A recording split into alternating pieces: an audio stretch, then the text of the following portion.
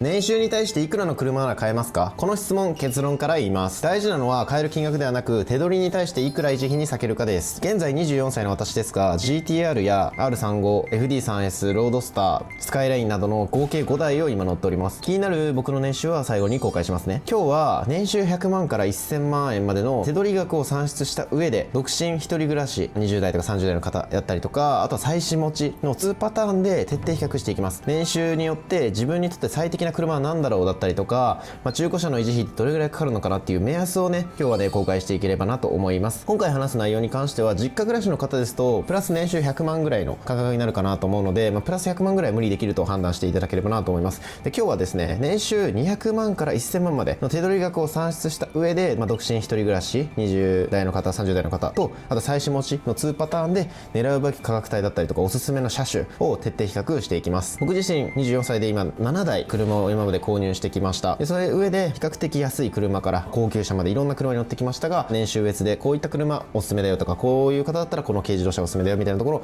話していければなと思いますので、ぜひね、今のうちにチャンネル登録よろしくお願いします。普段はスポーツカーメインの発信をしております。もちろん今回はね、スポーツカーだけじゃなく一般車、普通車だったりとか、軽自動車についても話すので、スポーツカー好きじゃない方もぜひ聞いていただければなと思います。で、大前提一つ目なんですけども、この知識がないとそもそももったいないよってところで、絶対に覚えておいてほしい数字があります。それは何かっていうと、車両価格は年収の 50% 以内に絶対抑えましょう。で、年間の維持費は 20% 以内という法則がありますね。法則というか、僕が勝手に決めたっていうところなんですけど、車が趣味の人だったら年収の車体価格がギリギリっていう感じですかね。これを無視するとリセールがいいからとか欲しいからっていう理由で無理なローンを組んでしまうと、故障した瞬間にね、置物とかして愛車を眺めながらカップ麺をすることになります。ですので、その認識で、まず大前提ね、頭の中に入れておいていただければなと思います。巷では残クレとか言われてますけど、残クレはもちろんね、場合によってはいい制度ではあるんですけども、低所得者にとってはあまり良くない制度である可能性が高いっていうところはあるので、もちろんね、残クレのメリットデメリットもあるんですけども、一旦そこら辺は今置いといて、年収200万円から話していければなと思います。年収100万円の方に関して言うと、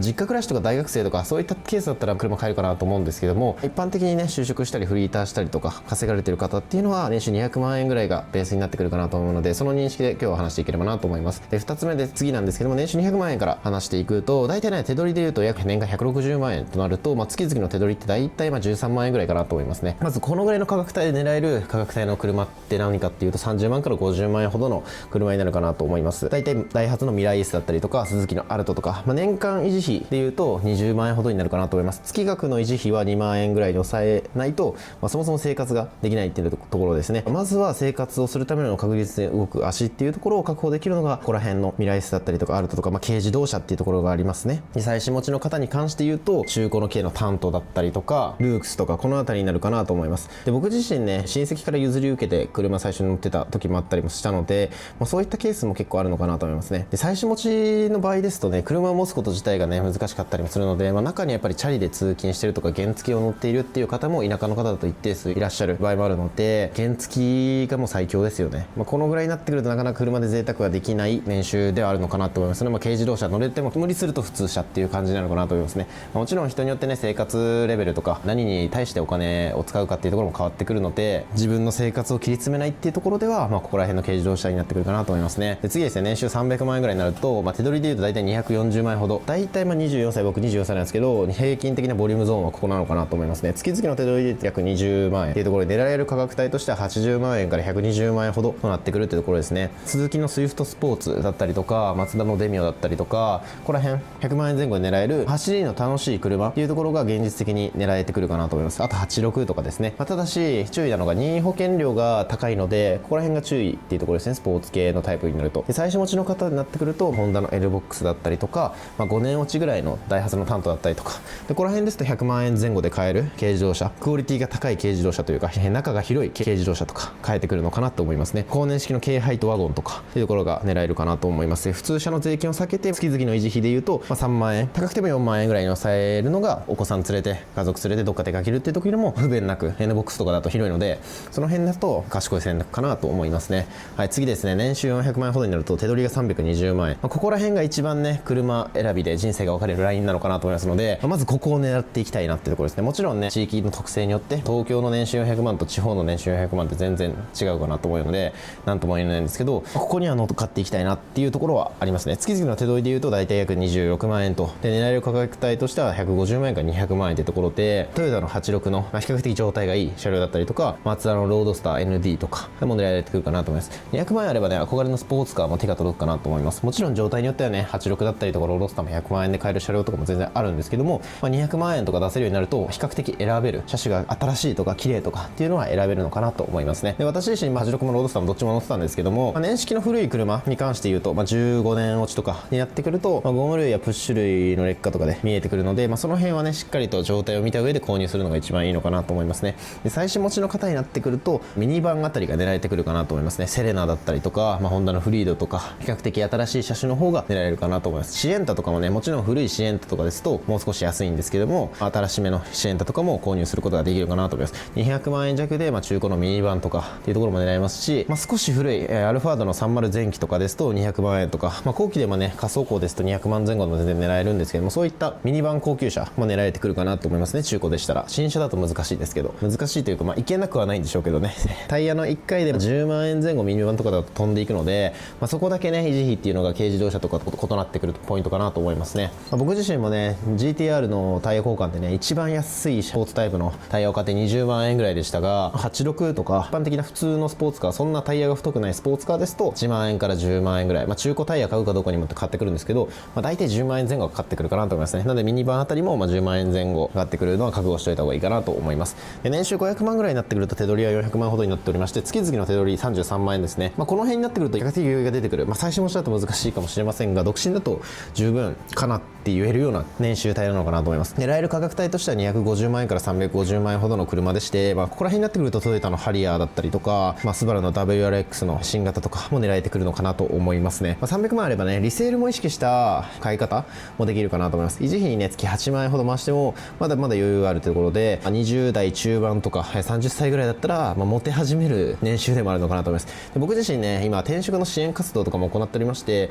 もともと年収300万の人が450万とか500万とか、2年後3年後年収上がるっていうケースも結構多くて、でこうなってくると、実際、やっぱモテたいっていう男性の欲求、絶対あると思うんですけど、この辺りになってくると比較的モテるような車に乗りたいとか、この辺になってくるとね、外車も狙えてくるので BMW の中古とかも狙えてくるので、そういった車に乗って女性ベンツとかでね、デートしてる方とかも一定数いらっしゃったりもしますね。この辺になってくると比較的車が選べるというか、もちろんね、この年収でもミニバンとか軽自動車とかで乗ってる方いると思うんですけども、興味ない方はね、軽自動車で以上抑えるのもいいと思いますしっていう感じなんですけど、この辺になってくると、モテると言われてるような車も乗れるのかなと思いますが、本質的にモテるためになったら中身を鍛えた方がいいと思うので、一旦その話は置いておきますね。最新持ちの方に関して言うと、ボクシーのノアとか後期とか始まる後期とか狙いたいとか、あとここら辺になってくるとアルファードの新型もギリザンクレとかでも買えなくはないのかなっていうところですね。でこの辺になってくると程度のいいハイブリッドミニバンとか、燃費がいいハイブリッド系の車両もトヨタのハリアーとかもハイブリッドありますし、その辺とかも狙えてくるのかなと思いますね。で次がですね、年収600万から800万ほどっていうところで、年収500万ぐらいまでが日本で一般的に多い年収層なので100万ずつ刻みできましたが、ここからは少なくなってくると思うので200万ずついこうかなと思います。でこの層はいわゆるアッパーミドルの入り口で、月々の手取りっていうのは35万から45万円ほどになってくるかなと思います。でこの辺になってくると本当に趣味にお金を使い出すというか、結構高くお金を出せるところになってくるのかなと思いますね。で狙える車両の価格帯としては450から600万円ほどになっておりまして、ポルシェのケイマンとかだったりとか、トヨタの新型のスープラも買えたりとかもできるのかなと思いますね。年間維持費は50万円ほどプールできるかなと思いますし、価格が落ちにくいスポーツカーとか、資産性の高い車っていうのが狙えているようになってくるのかなと思いますね。それこそランドクルーザーのプラドとかも狙えてくるかなと思いますし、新型のアルファードとかねもう狙えるかなと思いますね。600万円ほどで、リセール最強と言われている、アルファードとかベルファイア、最近ですとね中国の方が新しくアルファード系出したので、ちょっとね価格リセールは下がってるとは言われてますが、それでもまだいろんな車の中ではリセールは高い方である、アルファードとかも全然狙える範囲なのかなと思いますね。この辺になってくると会社でも比較的グレードのいい会社を乗られてる方とかもいらっしゃいますし、日本車でいうとなんだろうな、どういう車乗れるの、そういえば友人の方も年収5、600万ぐらいで GTR35 乗ってる方もいらっしゃったりしましたね。もちろんカツカツと言ってましたけど、ギリ頑張ればいけなくもない価格帯なのかなと思います。僕も別の動画で GTR 乗るための年収どれぐらい必要かみたいなところを上げたんですけど、その600万ぐらいかな、ミニマム600万700万必要だよねみたいなことを話してて、ここれぐらいやってくると僕が乗ってる GTR も憧れてる人多いかなと思うんですけど、その辺も狙えてくるのかなと思いますね。はい。で次行きましょう。年収1000万になってくると手取りは大体720万円ぐらいになってきます。狙える価格帯としては1000万超えてきまして、ランドクルーザーの300とかポルシェの911とか、もう本当にもう嗜好品と言われてるような本当高い車というか、高級車、ザ高級車も狙えてくるのかなと思いますね。この辺だとやっぱりね、ランドクルーザーとかその辺の高級車買いますけど、やっぱりランボルギーニとかフェラーリとかっていうのはもちろん買える車両はあるとは思うんですけども、なかなかまだ難しいのかなと思いますね。結構ランボルギーニ乗りたいですとかフェラーリ乗りたいですっていう人も一定数いるかなと思うんですけど、年収1000万だとまだちょっと厳しいかなってところがありますね。もちろん3年ぐらい年収1000万で貯金めっちゃしとけば全然買えなくはないかなと思うんですけど、この辺になってくるとランボルギーニとかフェラーリっていうのはどんどん値段も上がってくる車両もあるので、年収1000万だとちょっと買うの難しいのかなと思いますね。サラリーマンとかですと。法人とか会社やってる人だったらまた話は変わってきますけどっていうところで話戻るんですけど、維持費もねここら辺の車になってくるとそれなりに高いので、維持費あんま気にしない人が乗るものかなと思います。それこそ僕が乗ってる GTR とかも燃費6、7とか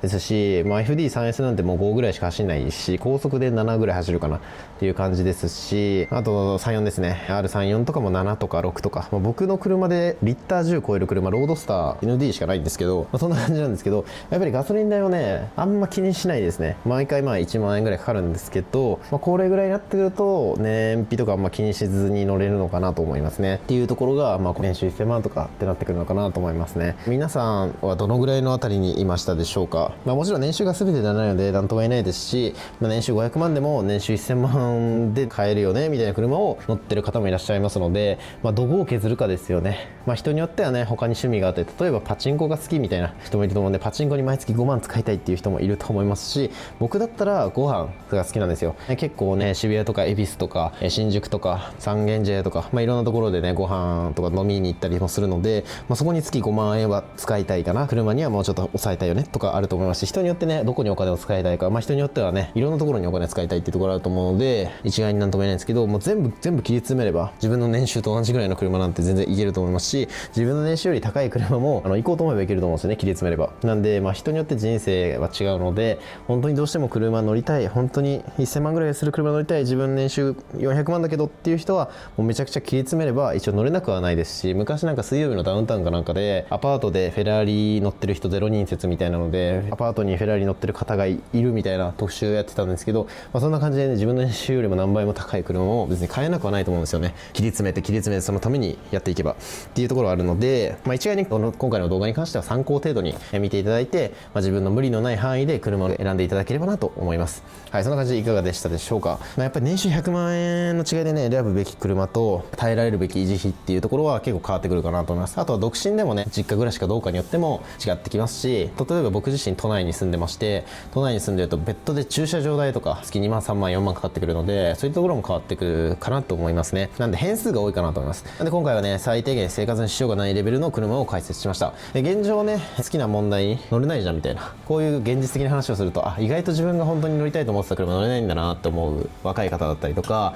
いらっしゃると思うんですよ。所有したことないよって方だったりとかですが、好きな車に乗りたいけど家族の反対で乗りたいとか、お金が現実的にちょっと難しいから乗れないとか、ローンが通らないとか思っている方とかいらっしゃると思います。で僕自身もね最初ね GTR の35とかいつか乗りたいなとか86とかも乗りたいなと思ってた時に、そもそもその時年収が低くて、大学生っていうのもあったんですけど買えなかったんですよ。ですが、その時にどうしても自分で買えないやって思う人生よりも、何としてでも乗って死ぬ時いろんな車乗ってよかったなみたいな感じで死んだ方がいいかなと思ってるんで、僕自身は何とかして乗るために行動しました。でその時僕自身は仕事を転職したりとか起業というか副業を始めたりとかして、今ではね車5台とか所有できるようになったんですけど、最初何したかっていうと、職を変えてそこでキャリアアップをして、今ではそこからそのスキルを生かして起業して SNS を仕事にしました。で僕自身今では SNS 以外も AI とかその周りの AI の開発とかも仕事にしてたりとか、あとは別途車関係のね事業もしてるんですけども、そこのおかげで収入が上がって、今では車がない状態から5台のスポーツカーを手に入れるまで成長しました。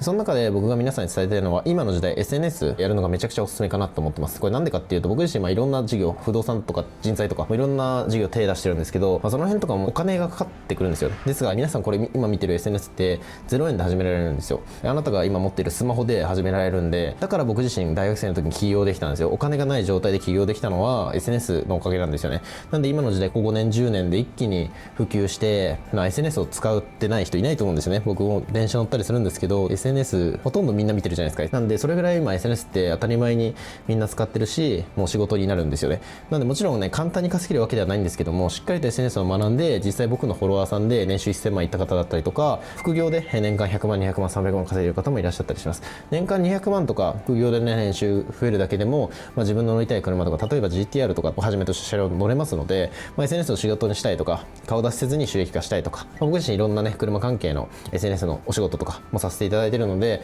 もうそういったところでね、在宅でオンラインで収入を得たい、そう悩んでる人はね、ぜひね、概要欄の公式 LINE の方から相談だったりとか、どんな感じなんだろうっていうのを詳しく聞きたいよって方は、こちらでお待ちしております。実際ね、何人で無料面談を通して僕の会社の方に入っていただいたりとか、あとはインフルエンサーになったりとか、最近ではね、レースクイーンの方の支援をさせていただいたりとか、車関係のモデルの方の裏入ったりとかしてるので、そこら辺でね、SNS を仕事にしたいとか、そういった SNS のクリエイターさんとお仕事をしたいとか、あとそもそも SNS 関係の動画編集とかそういったところを仕事にしたいっていう方がいらっしゃれば、ぜひね、ちらっと覗いてみていただければなと思います。こういう話を聞くとね、なんか怪しいとか、本当ですかっていう思われるかもしれませんが、で事実ベースで僕が語ってるので、もしそう思われてる方は実際ちゃんと見ていただければな、本物なんだっていうのが伝わるかなと思います。で実際僕自身が GTR をはじめとした車をね、5台も持ってるのがその証明かなと思いますので、気になる方はそちら見ていただければなと思います。なかなか24歳で、もちろん都内行くとね、フェラーリ何台持ってる人とかも正直いるんですよ。僕と年齢変わらずにいるんですけども、地方だったら親の会社がすごいとか、僕そういうわけじゃなくて、全然親は普通の会社勤め